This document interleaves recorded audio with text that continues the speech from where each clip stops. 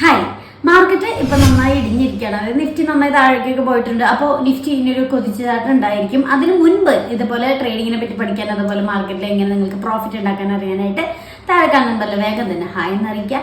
അപ്പോൾ നിങ്ങൾക്ക് എങ്ങനെ ട്രേഡിങ് ബേസിക്സ് ആയിട്ട് പഠിക്കുക എന്നുള്ളത് നമുക്ക് ക്ലിയർ ആക്കി തരുന്നതാണ്. അപ്പോൾ എങ്ങനെയുണ്ടായിരുന്നു നിങ്ങളുടെ ഇന്നലത്തെ ട്രേഡിങ്? അതുപോലെ തന്നെ മാർക്കറ്റ് വീണ്ടും ഇന്നലെ താഴേക്ക് തന്നെയാണ്. അപ്പോൾ ഒന്ന് കമന്റ് ചെയ്യുക. അതുപോലെ ഇൻട്രാഡേ സ്റ്റോക്സിനെ പറ്റി അറിയാനായിട്ട് വേഗം തന്നെ യെസ് എന്ന് കമന്റ് ചെയ്യുക, വീഡിയോ ഷെയർ ചെയ്യാൻ മറക്കണ്ട.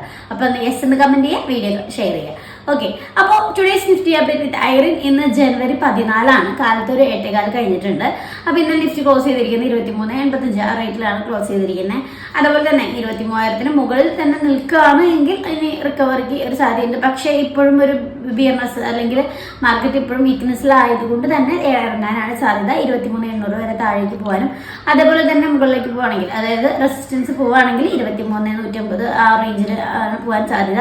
ഒരു ഗ്യാപ്പ് അപ്പ് ആവാനാണ് സാധ്യത ഇന്ന് മോർണിംഗ് ഓപ്പണിംഗ് വരുന്നത്. അപ്പൊ ഇതൊക്കെ ശ്രദ്ധിച്ച് നല്ലൊരു ട്രേഡ് എടുക്കാൻ മറക്കാതിരിക്കുക. നല്ലൊരു പ്രോഫിറ്റ് നമുക്ക് കിട്ടും. അതുപോലെ തന്നെ പഠിക്കാനായിട്ട്, അതായത് ട്രേഡിംഗ് തൊട്ട് പഠിക്കാനായിട്ട് വേഗം തന്നെ ഹായ് എന്ന് മെസ്സേജ് ചെയ്യുക. അപ്പോൾ താങ്ക്സ് ഫോർ വാച്ചിങ്, ബൈ.